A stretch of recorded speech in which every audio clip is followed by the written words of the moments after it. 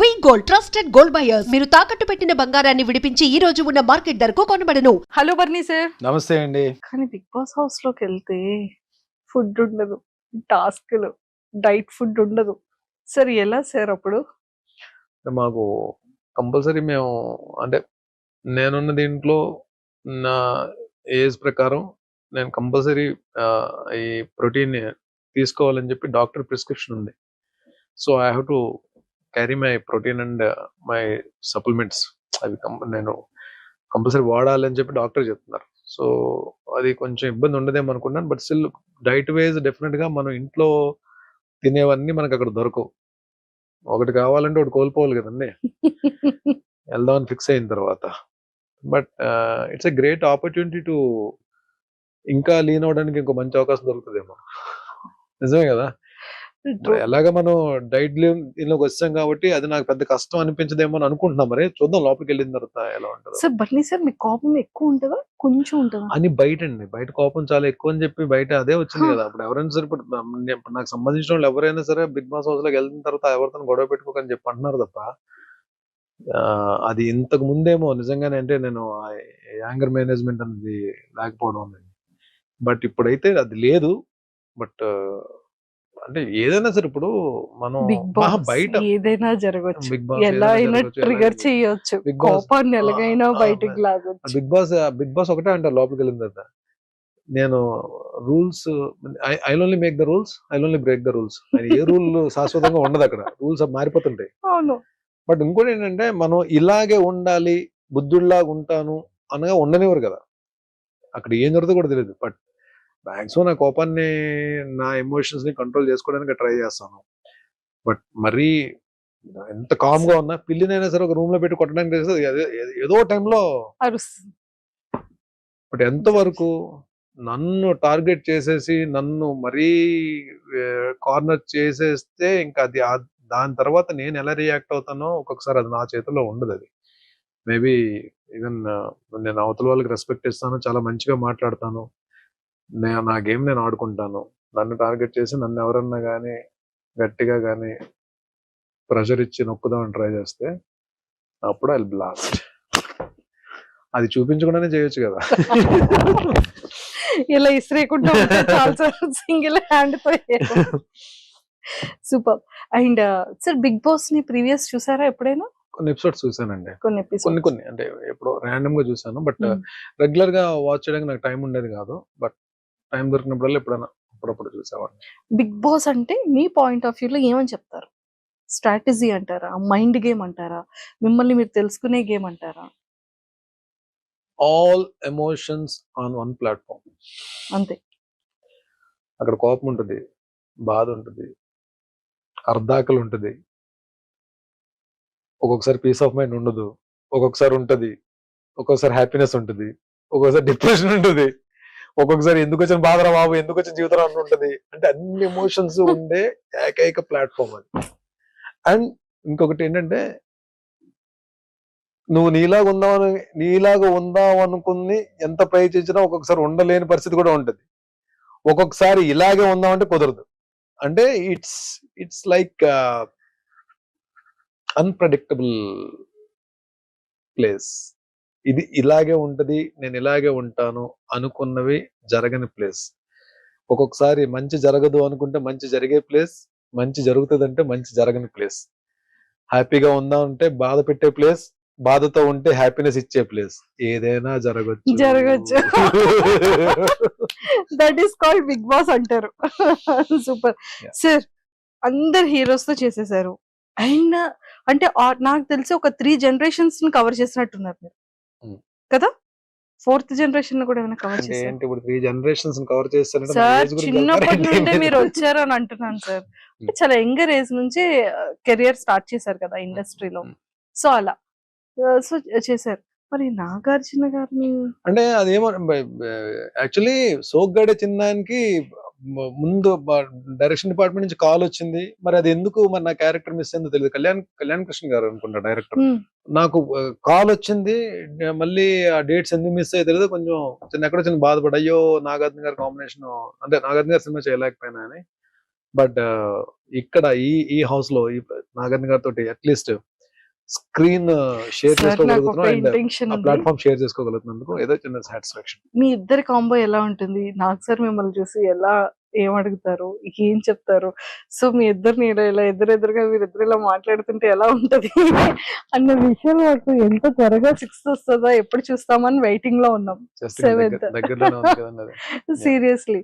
And lot of people అంటే Bharani sir వెళ్తున్నారు అనగాని serial వాళ్ళందరూ వాళ్ళు చాలా హ్యాపీగా ఫీల్ అవుతున్నారు. సీరియల్ అంటే ఒక యాక్టర్ కి ఇంత ఫాలోయింగ్ ఉందా, ఇన్నర్ ఆర్టిస్టులకి ఇంత లవ్ అండ్ ఎఫెక్షన్ ఉందా ఇట్స్ ఇతని నాట్ ఫాలోయింగ్ అండి. అంటే ఆ, నాకు నాకు నాకు నాకు నా కెరియర్ దగ్గర నుంచి నాతో నేను వాళ్ళతో ట్రావెల్ అయ్యి కష్ట సుఖాలు పంచుకున్నాము అన్ని. అంటే కలిసి షూటింగ్స్ చేసాము, కలిసి కూర్చొని పార్టింగ్ చేసుకున్నాము, ఒకరి మీద ఒకరు అలిగాము, అన్ని అంటే అన్ని ఉన్నాయి. లైక్ అంటే they are not like my co artist, they are like నా చైల్డ్హుడ్ ఫ్రెండ్స్ లాగే అంత క్లోజ్ బ్యాచ్ కొంతమంది ఉన్నారు. లైక్ సమీర్, కౌశిక్, కళ్యాణ్ అంటే మన రాధామధు కళ్యాణ్, అండ్ చక్రి, అండ్ శ్రీరాజ్, రాఘవ, శశి, వీళ్ళందరూ నాకు చాలా బాగా క్లోజ్. అంటే అంటే ఏదన్నా వస్తే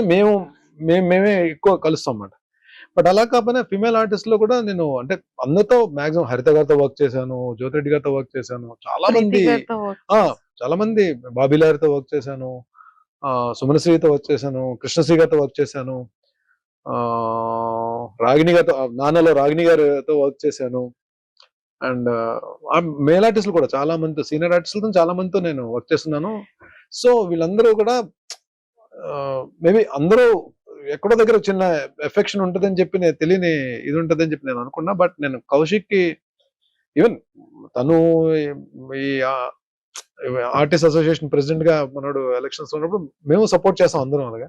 బట్ ఈ టైం వచ్చినప్పుడు నేనే అడిగాను కౌశిక్ కాల్ చేసి, కౌశిక్ ఎలాగా నేను బిగ్ బాస్ కి వెళ్తాను, ప్లీజ్ డూ సపోర్ట్ అని చెప్పన్నా. Definitely I support. నేను మనం ఒకరి గురించి ఒకరు నిలబడతాం కదరా ఎప్పుడు, డెఫినెట్ గా నేను ఉంటాను. నేను ఆర్టిస్టులు అందరికీ నేను రిక్వెస్ట్ చేస్తాను, నువ్వు లోపలికి వెళ్ళు, I will take care about that.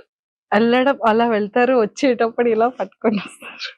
చూద్దాం అంటే ఏం లేదంటే it is not about the lifting of the cup or title, it is about the game we play in the house.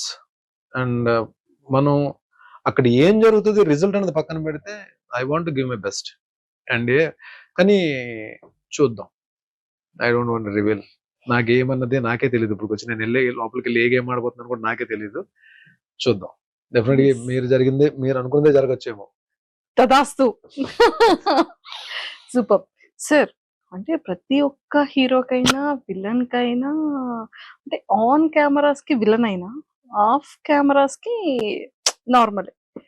So మిమ్మల్ని రాముడు అని ట్యాగ్ ని యాక్సెప్ట్ చేస్తారా, కృష్ణుడు అనే ట్యాగ్ ని యాక్సెప్ట్ చేస్తారా? కృష్ణుడు అంటే పూర్తిగా కృష్ణుడి కాదు, రాముడు అంటే పూర్తిగా రాముడి కాదండి. రామకృష్ణ అంటే కరెక్ట్ సెట్ అవుతుంది. అలా కాదు, ఏదో సరదాగా ఉందని చెప్పాను తప్ప ఐఎమ్ నాట్ అంత, నేను ఐఎమ్ నాట్ అంత కృష్ణుడు అంత రొమాంటిక్ అయితే కాదండి నేను. బట్ అలానే రాముడు అంతా సిన్సియర్ గా అంత రాముడు అంతా కూడా కాదు, అంటే రాముడిని అని కూడా చెప్పలేను నేను. బట్ భరణిగా మంచిగా ఉండడానికి ఐ ట్రై మై బెస్ట్. నేను అంటే ఎవరికి నచ్చుతానో ఎవరికి నచ్చలేదో తెలియదు. డెఫినెట్ గా ప్రతి మనిషి అందరికి నచ్చాలని లేదు, అందరికి నచ్చకూడదని లేదు.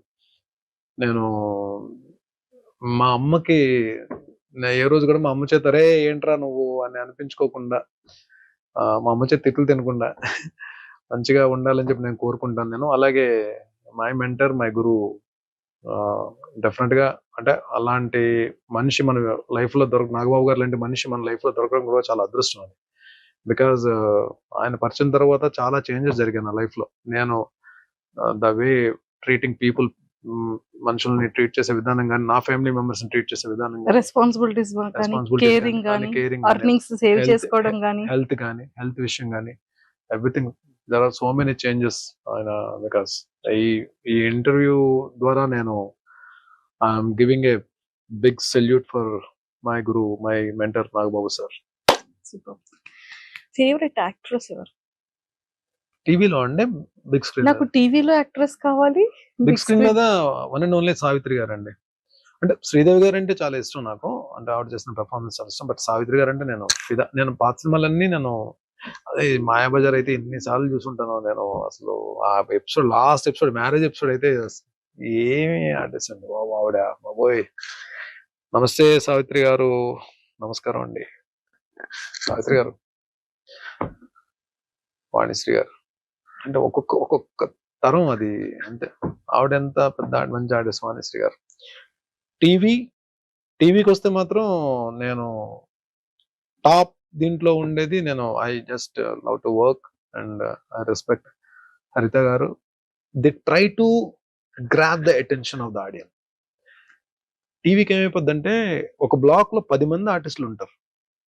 10 మంది ఆర్టిస్టులు ఉన్నప్పుడు ఎవరి డైలాగ్స్ ఉంటాయో, ఎవరి పని ఏంటో మనకు తెలియదు. బట్ ఆడియన్ అటెన్షన్ అనేది గ్రాప్ చేయడం చాలా కష్టం. బట్ వీళ్ళిద్దరూ, హరిత గారు ఒకరు, జ్యోతిరెడ్డి గారు ఒకరు, కొంతమంది, అంటే నేను వాళ్ళిద్దరిని మిగిలిన వాళ్ళు నేను తక్కువ చేయట్లేదు. నాకు అందరూ all very good performance. But నేను వీళ్ళతో కొన్ని ఎక్కువ ప్రాజెక్ట్స్ చేశాను కాబట్టి నా ఫస్ట్ ప్రాజెక్ట్ అంటే పెద్ద మెగా ప్రాజెక్ట్ హరిత గారితో చేశాను కాబట్టి హరిత గారితో చాలా మంచి సీన్స్ చేశాను. అలాగే జ్యోతిరెడ్డి గారితో కూడా. అలాగే అందరూ మంచి ఆర్టిస్ట్. బట్ వీళ్ళిద్దరూ terrific artist and they love their work. Number of films చేశారు, Nandi awards, number of awards. ఒక ఫిలిం లో ఏమైనా మీకు ఇష్టమైన కొన్ని డైలాగ్స్ మా కోసం? మూవీస్ లో పెద్ద డైలాగ్స్ నేను అంటే సీరియల్ స్రవంతిలో చెప్తా. శ్రవంతి అమ్మాయిని కాఫీ పెట్టమంటాను, లోపలికి వెళ్ళిన తర్వాత లోపలికి వెళ్ళి ఆ లైటర్ కొట్టే ప్రాసెస్ లోనే అమ్మాయికి చిన్న డౌట్ వస్తుంది, ఆగుతుంది. కిచెన్ లో మొత్తం గ్యాస్ స్మెల్ వస్తుంటది. వీడు ఆల్రెడీ గ్యాస్ ఓపెన్ చేస్తాడు, గ్యాస్ మొత్తం లీక్ అయిపోయింది. అమ్మాయి లైటర్ కొడితే బ్లాస్ట్ అయిపోద్ది. సో డౌట్ వచ్చి ఆపుతుంది. ఈడేం చేస్తాడు, ఒక్కొక్క డోర్ క్లోజ్ చేసేస్తాడు. మొత్తం డోర్లన్నీ క్లోజ్ చేస్తే వద్దు నన్ను చంపొద్దంటే మొత్తం డోర్స్ అన్ని క్లోజ్ చేసి బయట నుంచి వచ్చి కిటికీ దగ్గర వస్తాడు, విండో ఓపెన్ చేస్తాడు. విండో బయట ఈడు ఉంటాడు, కిచెన్ లో అమ్మాయి ఉంటుంది, గ్యాస్ మొత్తం ఉంటుంది. అమ్మాయి దండం పెడుతుంటది, వద్దు నన్ను చంపొద్దు, నేను మా ఇంటికి వెళ్ళిపోతాను, కావాలంటే నన్ను చంపొద్దు, మా అమ్మ నన్ను చాలా బాధపడుతుంటది.